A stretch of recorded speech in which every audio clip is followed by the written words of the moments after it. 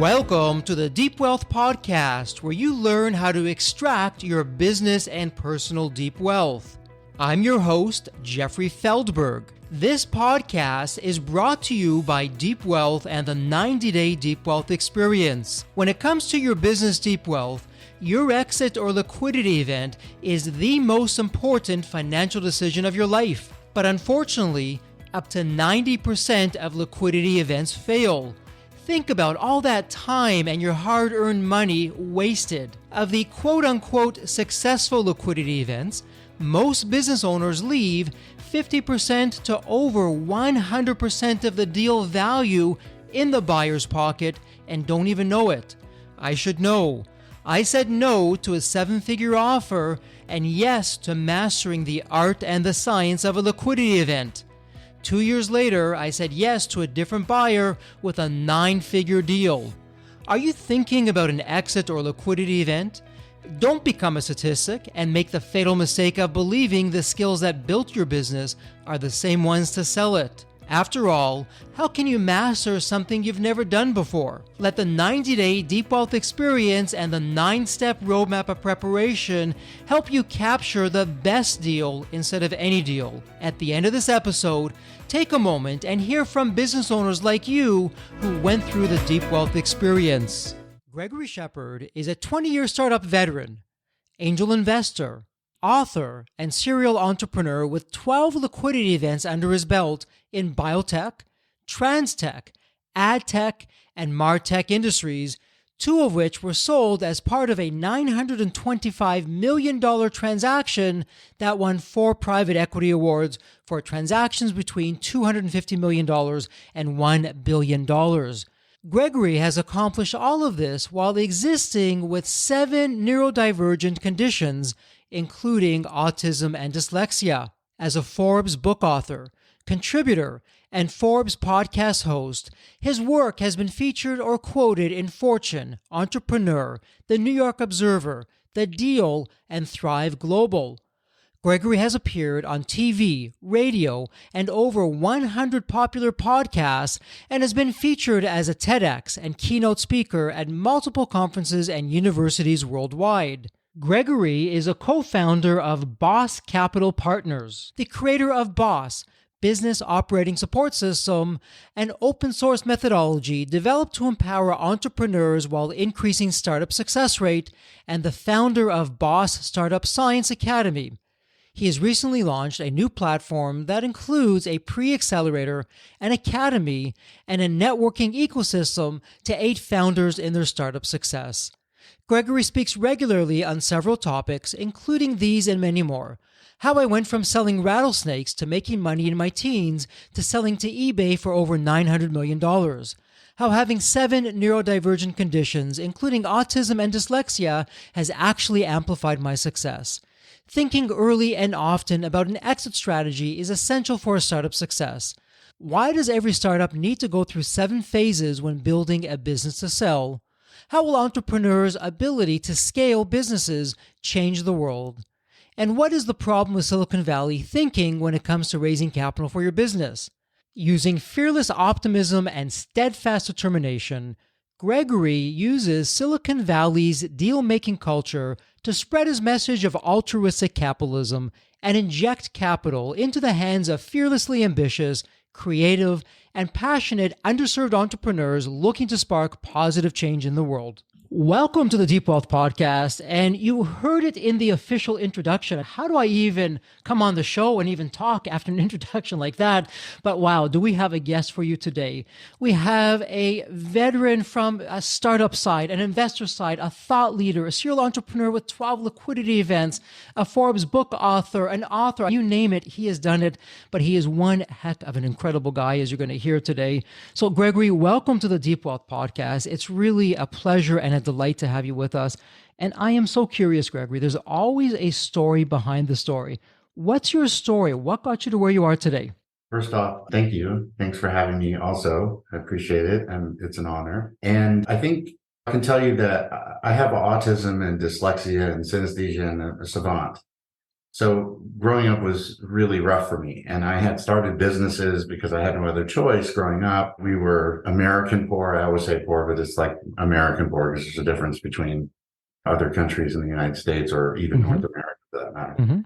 So we lived in tents when I was growing up for a couple of years. It was rough. I started to figure out how to build businesses. So I built and sold 12 different companies and sold 2 to eBay and then won the 4 private equity awards for that between 250 billion. And the story really was that after I sold to eBay, I had to stick around as the chief strategy officer and chief technology officer following that whole situation, which was its own story. And I went and worked as a chairman for congressional candidates. And I wanted to give back. So my whole thing was, if I can go get women elected and people of color elected and people from different walks of life elected, maybe I could help with the white man syndrome that we have in the United States, doing everything. And so, especially growing up in an adopted foster family where we had a lot of different ethnicities. And then I almost got somebody elected. It was by 1 point in an area that was for the other party for 35 years. And I was able to meet Barack Obama a couple of times and have an audience with him, which was pretty amazing, really amazing. And I realized that 4% of people have the ability to get out from check to check living, and 98% of them do it through a windfall, include inheritance and even lawsuits, lottery, a list of things. But 75% of that group do it by starting a business, but then 90% fail trying to do that. So I decided I'm going to tackle this 90% problem. So I spent $500,000 and I hired a team of 5 people, and we spent 5 years investigating why, when, and how founders were failing. And that is the story underneath the story. That's the real story, is how do we take people that are marginalized and how do we put these people in a situation where they can solve problems that they are experiencing? And by doing that, changing the broad direction of a lot of different nations. Wow. Gregory, so much there to unpack, and we will do that. But before we do that, I mean, after all, this is the Deep Wealth Podcast. Our wheelhouse here is all about liquidity events and 12 liquidity events. So each one of those liquidity events, we could have a whole series, not just an episode, Gregory, an entire series on those liquidity events that you did, all 12 of them, and then beyond with what you're doing on the investing side and your altruistic capitalism side. But let me ask you this, as you look at your 12 liquidity events, and let's look at both sides of the coin, because there's always things that we should do and things that we shouldn't do. So for our listeners today, and they're thinking about, okay, look, I'm going to grow my business when the time is right. I can't time the market, but I can time when I do go to market. And that's what we're all about here at Deep Wealth, our 9-step roadmap, the preparation, everything else. But if they had to do one thing right and not do one thing at all when it comes to liquidity event, what would that be based on the 12 liquidity events that you've gone through? Well, I can tell you this, is that one of the mistakes that entrepreneurs make, it's at the top of the list. I think it's number 3 at the top of the list when I was going through the data, was not planning for the liquidity event. When you start, investors always argue with me and they go, no, it's too early. They shouldn't be thinking about that. And I tell them that is so absolutely wrong. It makes me so angry when they do that, because if you are a business, and businesses can buy other companies to either make or save money, most of the time it's to make money. And the way they do that is that they have an existing list of customers that have an ICP and a persona stack that aligns with them. If you're a new startup and you don't plan to match up with that ICP and persona stack, by the time you get there, you could be completely off and you're not going to have liquidity event, or it's going to be drastically discounted. This happened to me actually, where they looked at your revenue and they looked at your ICP and they, oh, these people, we're not going to buy it. We'll pay you for the 50% that is in our wheelhouse. We're going to cancel the rest. But if I had known that the whole time, I wouldn't have gotten the 50% and I lost the liquidity event, right? Because of that. And then I went and fired all the 50% and rebuilt all of them to the stack that I had. And then I ended up selling to eBay, which was the offer the first time. It took another 5 years or 6 years or 7 years or something, I can't even remember, to get to restack that. But that is a critical thing. And the analogy I give to most people is I say, if you're building a product, you don't build a product without having a customer. And the acquirer of your business is buying your product. So they are your customers. So why would you build a product without having a customer? Why would you build a company without having an acquirer in mind? Pair them up. So that's the first thing that I like to point out to people that I think is critical, that it's always forgotten. It's crazy to me how much this is forgotten, down to details, right? What companies have they bought? How much did they pay? What was the process like? What kind of verticals? And did they already fill up their stack of acquisitions for this year? How many do they usually buy in a year? All of this stuff is all listed in Crunchbase and PitchBook and all these places. You can learn about your acquirers and track them over time to make sure that your acquirer, when you start, is still your acquirer at the end, because things could change, right? That would be the one thing I would say is like really important. I call it the North Star. Gregory, you call that the North Star. We call that step 3, future buyer, in our 9-step roadmap. And for our listeners, I promise you, Gregory and I did not speak about this ahead of time. And there's no check in the mail to Gregory for saying what he just said. Sometimes, Gregory, you're never a prophet in your hometown. And we're saying all these things. And to your point of knowing the buyer, doing your own due diligence, figuring out, hey, what are they buying? How much have they paid? Where are they on their list today? And how much more they have to go? In our 9-step roadmaps. You do your ICP, right? Yes. So why wouldn't you do your IBP, your ideal buyer profile, your ideal buyer persona? The same thing. And that's exactly what we do. Some of the investment bankers get mad at us because our clients will get ready for this, Gregory, they will do a reverse RFP in the middle of a liquidity event with the top buyers to really separate, if you will, let the cream rise to the top. And are they saying what they're saying? Are they going to do what they say they're going to do? All that stuff. But to your point, find out who that buyer is and are they really a fit? 5 offers, the same numbers. One of those offers isn't going to be for you and one is because of the cultural fit for the buyers. Oh, yeah. And so let me talk about that because I have a solution for that too. You probably also have, because I think we're in line. But in all the transaction I've had, they've always gone through the same process. So what's the process? First, I identify who the buyers are. Second, I partner with them. Third, I take a small round of funding with them with the intent to buy later. So there's a pre-structured deal in that round that says, things like whenever they want to buy it or but they have to do it within a certain number of years, that I agree and they agree to buy the company at a pre-existing multiple. And this fixes the scenario. So we know what we're chasing. The buyer knows what they're chasing. And as soon as it gets to that where the square peg fits into the square hole scenario, yes, then they always buy it. And this is the same for all of my investments, 14. So it always works. The same process always works. And you shake out the ones that aren't interested in the process. The real, the ones that are just sort of watching you to see what you're doing, you can get them out of the way. It's like we're going to walk before we run, or we're going to date before we get married. You get a chance to kick the tires and see what's there. I love that. But not to go down too much of a rabbit hole, let me go back now to what you were saying earlier, Gregory. So for the 90% failure rate, and you came up with the top 5 reasons, and you shared one of them just now, but what's going on with that? What can we be doing? Because what I learned from failure in my early days of business, failure is probably one of the best teachers. It tells you what not to do, which we need to know as much as what we should be doing. So of, the top 5 reasons, what's reason number 1 that you can share with us? Bad advice. Okay. Talk to us about that.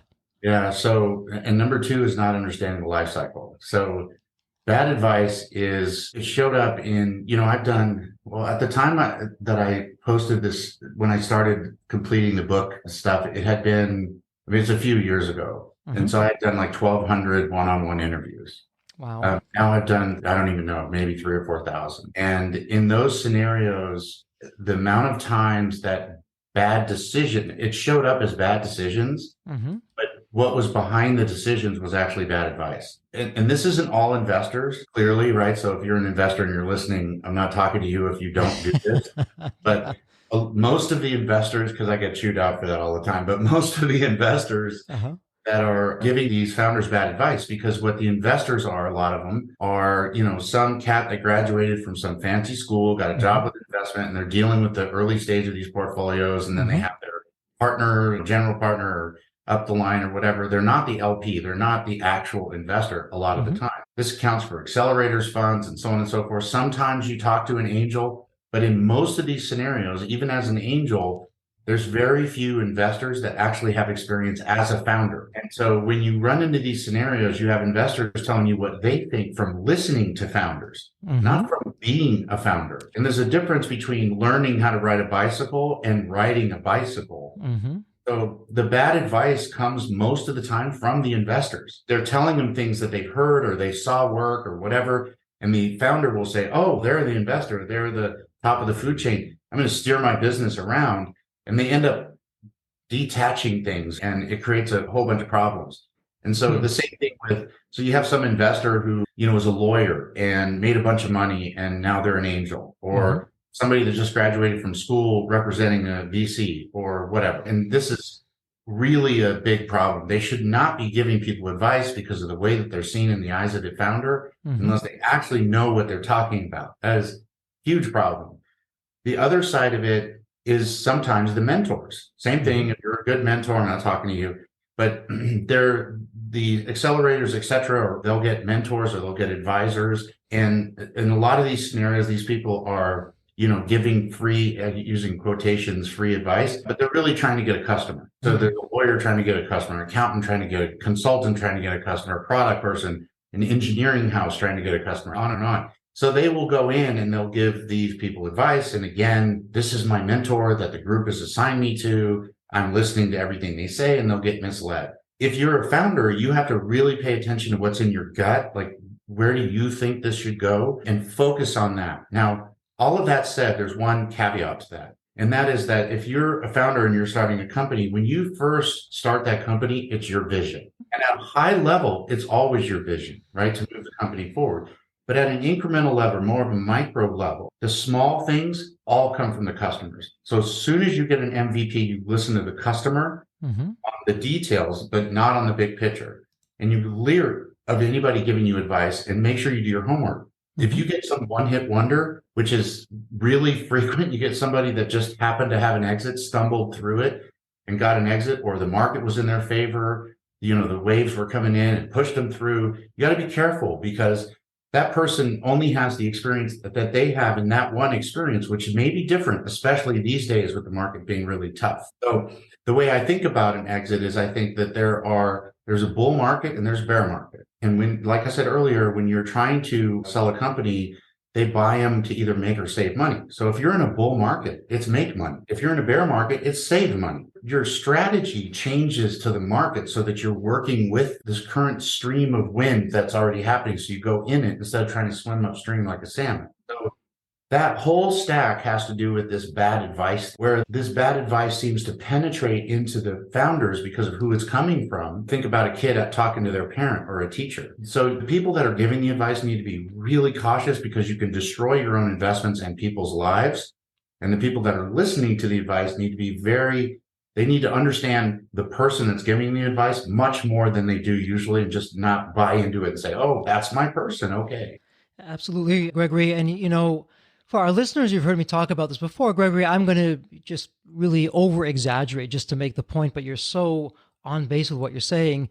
In our roadmap, step 6, your advisory team, wish I had said the quote, didn't invent it, but it's when the team works, the dream works.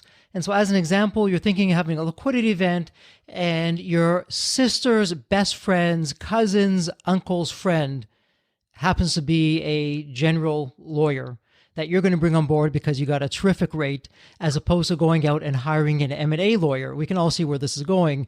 But I take it where you're going with all this is, if you're going to be executing on advice that you're getting, to really do your own diligence on that person to make sure that it's the right person at that right time for where your company is. Would that be correct? It has to do with, yeah, exactly. Timing is critical because your business is ever evolving, and understanding their specialties. One mentor is not the same. They can get you here, but not there. They're specialists at certain time frames. So think of it like, if you're building a house, your plumber doesn't do the electrical, right? And if you're going to go have your taxes done, you go to somebody that does taxes. So don't be afraid to go to the people that understand the stuff that you're trying to deal with, because a master is somebody that is not a master of all, and they have specialty things that might stick it in there, but there are specialty things that they do. So you go to the specialist that works on it. If you want a business model, you go to somebody that has done thousands of them and knows them really, really well. You want a product stack, you go to somebody that understands product. You don't use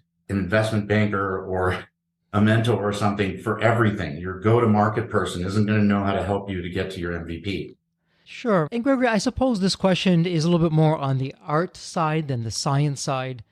You've been getting advice from an individual that up to this point, it's worked well. How do you know, though, when you've outgrown? So when the student has outgrown the teacher, what Hmm. would be some telltale signs? Did that come out in your research or your interviews? Yeah, this is where it goes to number two, which is life cycle. So one of the most common problems, and so I created a life cycle, Okay. 7 stages to the life cycle of a founder. And the reason why I did that is because founders were basing their life cycle on things that they're not, there's no standardization. Like they'll say, oh, it's my A round. Which A round, right? Oh, it's my Series Seed round. This venture capital doesn't use Series Seed, right? They use Mhm. seed. And early stage to a private equity or a later stage VC is, they call it early stage, but a very beginning, like I have an idea stage all the way through to Series Seed where you're raising money for your go to market. Those stages are different. And you shouldn't associate your business with a stage in the life cycle just because of the round. That is not right. The round is the round. And sometimes you get the amounts wrong and whatever, market changes and stuff like that. So understanding where you are in the life cycle and where you validate before and after the stage that you are in the life cycle Mhm. is critical to success. So this is where one of the big problems is with the advice and everything down the line, because if we're not all speaking a standard language and we're trying to wrap where we are in this life cycle, this journey around things that are moving depending on who you're talking to, you're bound to make some bad decisions. The way you think of it is that your life cycle, your business, building a business like a GPS, you have to know two things: where you are and where you're going. We Mhm. talked about exit, where you're going. Mhm. You also need to know where you are. And you can tell where you are based on what stage in the life cycle you are. If you're building a product, you're at the product stage. And you don't go straight to go to market after the product. You can't do that because a lot of times there's minor iterations. So you Mhm. go to your MVP and sometimes you tuck back around and you run that loop a few different times until you nail it. Before you actually go into growth, you go from grow to market, you validate everything, and then you go into standardization to create efficiencies and get rid of waste. Then you go into growth because the data shows that a lot of companies, about 47% of them, go out of business growing. They put themselves out of business under the hand of the investors, telling them, throwing money at them, telling them to blow up, blow Mhm. up, blow up, because those investors get 2 and 20 on their rounds. Hmm. And so, or the bankers. So Sure. you see what I'm saying is that you have to understand where you are, you have to understand where you're going, you have to understand the point is that if you're trying to cross the ocean and you're 1 degree off, you're going to end up in a different continent. So you constantly have to make adjustments to where you are in the structure, in the lifestyle structure, and then work with what's in that stage, mentors, investors, everything that's in that stage. And when you outgrow them, you'll know because you're moving to the next stage. So you don't use a go-to-market person when you're in the beginning, and you don't use a go-to-market person when you're in growth either. Use somebody that's a specialist in that stage. So it makes sense. You're really acclimatizing to where you are in your life cycle. Love how you position that. And then with the other three of the top five, so you talked about bad advice, you talked about the life cycle as a number two. Where do 3, 4, and 5 fall? What's going on there? Oh, yeah. So there's more. Actually, the list is much more extensive. I put it in the book, but people only seem to want to talk about the top five.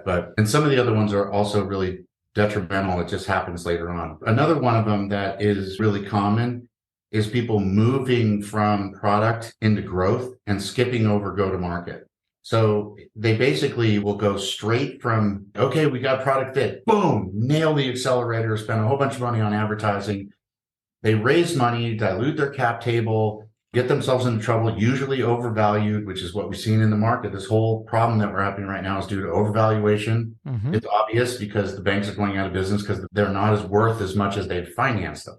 And that is typical. So Mm-hmm. overvaluation is on the list. Mm-hmm. It's a big one. It usually doesn't happen until year 4 in the stack over a 5-year period of time, but it hits and it's just as much, it's even worse. I would rather fail earlier than 4 years later. So that one is a big one, overvaluation, huge problem. And another one is the path to go to overvaluation, which is the path from skipping over go to market and going right into growth.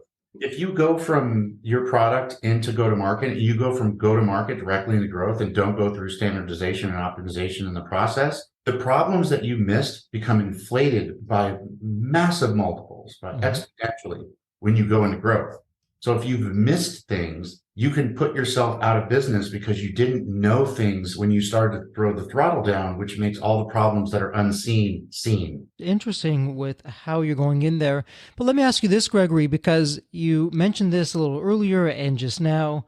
And so firstly, congratulations on the book. And I know a lot has gone into the book, and you're having a whole print and online and course and teaching and platform and everything else. But talk to us. So what's the book all about, and what would you like us to know about that? I think that the important thing is to understand that there's a difference between the art and the science. I focus on the science because I'm autistic, so I'm into like logic and data and things like that. So everything is about the science process. Mm-hmm. The art is coming up with the idea. And the art is while you're in there learning and doing the iterations, all that sort of stuff is the art part of it. But the rest of it is a repeatable science. And when I studied this, I saw over and over founders failing for the same reasons over and over for the last 20 years. And nothing had changed. And my concept was maybe we just tell them about all the things they keep failing over that we know they fail over repeatedly. And then at least if that's 50% as an example, at least we get rid of that 50%. Mm-hmm. And so overall raise the success rate. And that was my focus. So the whole point was to try to make sure that I was focused on those things. The book essentially takes all of the data that I learned, including the 30 years of experience. I think there was a few 100,000 papers we read, all the thousands of interviews, investors, founders, accelerators, everybody in early stage, and organizes it into the life cycle. So when you read it, you're reading, okay, this is the first stage of life, the second stage, what you should be doing, why people are failing during those stages of the life cycle, how to steer around it. And the whole book goes from the beginning of the life cycle all the way to your exit. Terrific. And I know you're talking offline with me, and we'll put all this in the show notes, but you're going to have a special pre-sale for the book. Can you talk to us about that? Yeah, I mean, the idea is that I'm trying to help people, there's two types of founders. Founders that have done it before and succeeded and they have money. And then everybody else, which is the 99% of them, which are people that are trying to make money, don't have any money. So the idea is to make it so that people could buy the book for $29.95, and then I can give them access. There's a QR code in the book they scan, and it opens up to the rest of the information that I couldn't fit into the book because there was like a few thousand pages. It would have been like the Bible. So the publisher's like, you can't have all this in here. In the show notes, we'll have the links. You can reach out to Gregory directly, get onto that list, and get access to the information. And so, Gregory, let me ask you this. I know I'm all over the place, but there is a method to the madness. You mentioned a number of times your challenges growing up, which made you the person who you are. And I want to firstly congratulate you with us, from being autistic to having a bit of a rough and tumble childhood. I'm being polite with that. From the outsider looking in, it would be so easy to say, you know what, we get it. You've had the odds against you. And if you don't succeed, that's okay because of that. But despite that, you've succeeded. So for our listeners out there who find themselves in situations where it is challenging, the odds are against them, they're the odd person out, what would you say to that listener? So one of the things I do when I have speaking engagements, when somebody hires me for a trade show or whatever, and I do a speaking engagement, and this is the most popular talk I do by far, is the concept of struggle. Struggle is healthy. Okay, at a cellular level, our body goes through autophagy. Autophagy is a process where the good cells eat the bad cells and produce good cells. It only does that when the body's under struggle. In the universe, it works that way. In plants, it works that way. If you work out, you don't build bigger muscles or get in better shape without struggle. It requires it. Struggle is a part of everybody's life. And if you fight it, if you sit there and you say, oh, I've had these things against me and it's not fair and all this kind of stuff, or I'm stressed or whatever, you have to remember that struggle is making you more powerful, just like it does everywhere else in the world, even down to the subatomic particle level. So struggle is healthy and you need to embrace it instead of be fearful of it or try to get it to go away. It is what you need to be successful. And failure is part of that struggle. Like little incremental failures, not big ones, those help too, but the little incremental ones can be really helpful along the way. It's like working out your brain. Your brain gets stronger and your neural pathways get bigger, and you start to learn how to really take care of your brain, and then your brain can sort out everything you need it to. So My answer to people is, listen, it's a struggle. Mm-hmm. Building a new business is a bitch. It's really hard. Mm-hmm. Steve Jobs was famous for saying, you have to really love something to build a business, because if you don't, you're crazy, because it's just that hard. It's true. It is really hard. It's grueling. You've never done anything as hard as building a business. That's what separates the elite. And part of that is struggle, which is fundamentally important to the whole thing. So if you're struggling right now, founder, congratulations, you're on your way. Some refreshing words and wisdom. And for listeners, again, it'll be in the show notes. I encourage you to go to Gregory's website. You can hear and listen to the TEDx talk that he gave, Thriving Despite Autism, Dyslexia, Processing Disorders, and Poverty. Wow, Gregory, what a combination. But I also love the visual that you give on the website, where you look at a neurotypical brain and an autistic brain visually, which I've never seen before. And it just puts everything into perspective for me to help me better understand what that's like. And so this may be an odd question with what some people would view as a challenge. Some people may even call it a disability. Was that a competitive edge for you, despite some of the challenges that they brought? Absolutely. But this is the thing that's really your brain. This is what I learned. They're doing this research on my brain because I've been successful in studying autism and synesthesia and savant syndrome and all this kind of stuff. And what you find is that the brain also responds to struggle, meaning in areas of my brain that light up when I think about certain things or see certain pictures are different than yours. That's because my brain has made a decision that the area that you have isn't the right area for it to make the decision. Instead, it goes to a different part. So the brain is liquid and it evolves. That's what neuroplasticity is. It evolves and it becomes. So the more you think about something, the more you're training your brain to be more proficient in that. If there's a trail and there's one person walking down, it's just a little single track trail. But if it's a freeway, it's a big freeway. Things are faster on a freeway. So be careful what you teach yourself, because those are, you're expanding your neural pathways.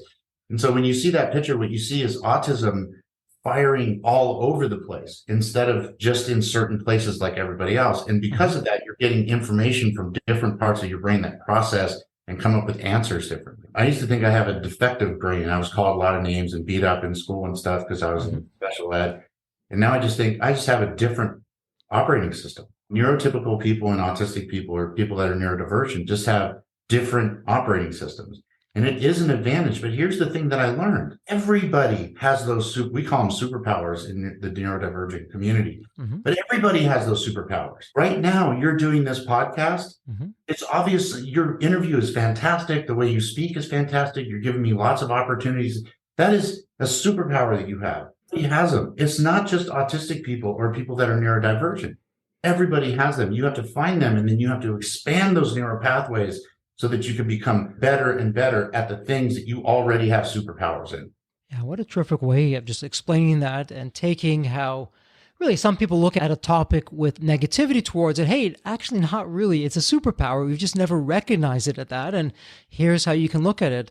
And speaking of superpower, Gregory, let me ask you this. With your network of people, your experience, where you're going, what you've done, I would be remiss if I didn't ask you in our limited time together about artificial intelligence and AI. It's been in the press lately, and by the time this episode comes out, everything that we know about AI will probably be obsolete because it'll already be at the next level doing some who knows what incredible kinds of things. How do you see AI impacting business as we know it? And let's keep the time frame short because the change is so quick. So in the next maybe 12, 18, 24 months tops, how's life going to change as we know it with AI? The first thing is that there will be less misunderstandings and misinformation. Because AI is going to go out and verify things and give you answers. Like already with GPT chat, you can go in, you can get answers. If I ask the question, I'm going to get the same answer as somebody else. So in politics, in business, all over the place, you're going to start getting real information, and the whole fake data, which is fake news, fake data, all that stuff, will start to go away because people will go, instead of Googling something, which just shows you everything, it's going to give you an AI that would have done the research for you and give you the answers that you want. It'll also get rid of the bubbles. So if you're in Facebook and everything is a certain way of believing or seeing things, it's going to keep showing you the same thing and the same thing because they want you to come back and they want you to be happy. So they tell you what you want to hear. GPT chat and the rest of the AI tools will give you the truth. And I think it's going to help a lot with the division of the world and the division of the North America. between the liberal parties and the more conservative parties, because people will be getting the same data and the news will be wrong. Because the news is telling the story that people want to hear, so they keep turning it on. And fear is our natural state of mind. I mean, if you look in the wild, animals are fear. It's always fight or flight. So, people love fear. It gets them going. So the news shows you fear. Well, that is maybe not the truth. So I think that's the most fundamental change you're going to start seeing, is people looking and learning the truth, even if the truth isn't convenient for them. Even if it's not real, like their belief isn't real and this is the truth, that they will it'll level things out. I think we went through a really bumpy period over the last 10 years. Yeah. No, I mean, talk about resetting the clock. And again, this really isn't the scope or for the topic of this episode, but we could really have a deep dive on the AI algorithms on social media and how it's created this divide. Because doesn't matter, right wing, left wing, somewhere in between, up, down, whatever, that's all I get to see. And so social media is really shaping my view of the world, and I'm not even knowing it. And it's taking me down the wrong rabbit hole instead of a balanced one. So amen to what you're saying. Like I was talking about those neural pathways. Those neural pathways are getting bigger and bigger for people feeding the same information that endorses what they previously looked at. And that entire neural pathway could be wrong. That is dangerous for business. That is dangerous for everything. I think AI is also going to help with liquidity events. So this last hurdle that we have with all these companies being overvalued, like Instacart, going from 36 to 13 was really worth 13 the whole time. AI is going to be used to give people correct valuations and get rid of some of the greed that's associated with all the money that's made on raising cash. So we're going to see a fundamental difference in the truth, is where I summarize, in the truth in business, and the truth in politics, and the truth in many, many different things. Talk about a game changer, and hopefully the powers that be won't interfere with that to their advantage and to our detriment. So it'll be interesting to see how that unfolds. And Gregory, let me ask you this. It might be either one of the easiest questions I ask or one of the hardest questions before we start wrapping up. I mean, you have such diversity in knowledge and experience. And by the way, for the listeners, again, in the show notes, come to Gregory's website. You make it real, Gregory. I liked how you called it missions. And when you click on missions, I get your life story. You don't see that a lot today, and you make it very personal, and it's as though I'm getting to know you even though we've never spoken before. But let me ask you this. With your life experience, business, personal, otherwise, in every episode of the Deep Wealth Podcast, we like the listener to walk away with one actionable item. Many actionable items that you've shared today, but if a listener could only do one item coming out of this episode, and before they go to the next email, meeting, phone call, whatever that would be, what would you tell them to do from a business perspective that would be a game changer for them? It could just be one thing. It could be small. It could be big. Your call on that. I do two things. I roll out of bed. I sit on the end of the bed. And I'm going to be prepared for something really amazing to happen to me today. That's the first thing. Okay. The second thing to say is, at the end of today, what would this day look like for me to be successful? For me to feel like I was successful. And I do that on an annual basis, a monthly basis, a weekly basis, and a daily basis. And I just have different lists. And these lists are like, this is what would be successful. So when I close out today and I do a retrospective at the end of every day, and I look at the day, I say, this was a successful day. Did it turn out the way I thought? It helps me change the things that I prioritize in a day. And if I could, just another follow-up before we go into wrap-up, can you give us an example just for the listeners to make it real for them of, I said I wanted this to happen today, and I started noting this trend, so I just stopped that altogether because of that. Anything that you could share with us? I can tell you that for me, they're divided into different categories, just because as autistic people, we do like logic, and everything is sort of almost mathematical or algorithmic, but including like the way I'm talking to you right now. But I can tell you that things like, I'll tell you today, one of the things I had focused is talking to my community, right? So I'm on a podcast right now. So this is a successful thing for me to do today because I'm talking to my community. I'm going to be posting I do a lot of posting to my community in social media. I spend the first 4 hours of every day picking up things that I think would be useful for people. So that would be successful today, right? So I define success as something that is moving me forward, even if it's one step. That is still success, not arriving somewhere, but moving forward. Wow. For our listeners, as I like to say here, I don't say it often, that's not gold, that's platinum, what you just heard from Gregory in terms of how to really position your days. And let's face it, Gregory, your days become your weeks, become your months, become your quarters, your years, your life, but all from a single day. So it's amazing what it can do. Something really quick that's a good analogy for this. So I was running a marathon. When I first started running a marathon, I couldn't even run to the end of the driveway. And I ran the whole 26.2 miles. And when you're running like that, you're looking straight down sometimes, and it looks like you're moving really fast. But if you look out in the horizon, it doesn't look like you're moving at all. Your life is really looking straight down. So it's really important to look over at the horizon for a minute, but it's really important to look at what's right in front of you. Or you run into somebody or step into a pit, or life is going by a lot faster than you think. And that's how I run my life. What a terrific analogy, and thank you for sharing that. Gregory, again, I could just go down all these different rabbit holes and topics with your experience, your wisdom. That said, though, for better, for worse, we need to start wrapping up. And I'm going to ask you this one question. It's really a privilege and an honor for every guest I get to ask this one question. Let me set this up for you. It's a fun question. When you think of the movie Back to the Future, you have that magical DeLorean car that can take you to any point in time. So, Gregory, here's the fun part. It's tomorrow morning. You look outside your window. Not only is the DeLorean car curbside, the door's open. It's waiting for you to hop on in. So you hop in, and you're now going to go to an earlier point in your life. Gregory, as a young child, a teenager, whatever point in time that would be, what would you tell your younger self with life wisdom, life lessons, or, hey, Gregory, do this, but don't do that? What would that sound like? I would probably say those two things. If you're going through hell, keep going. You don't stop in the middle. Just keep going. And there's light at the tunnel, and it's not a train. I wouldn't want to change anything per se, because I think all of those elements created who I am today, including all of the struggles. But I would want to let myself know that it's going to be a lot better than it is at the time. I always tell people you need a handful of things to be successful: focus, drive, enthusiasm, discipline, and optimism. 5 things, one for each finger. And optimism, I had a lot of, which is just the biology of hope. But there was a lot of times where I just felt like there's no way I can get out of this situation where you're so poor that you're like, how am I ever going to I can't even afford to eat. I was going to the hotels, and I would sneak in for their buffet so I could get breakfast.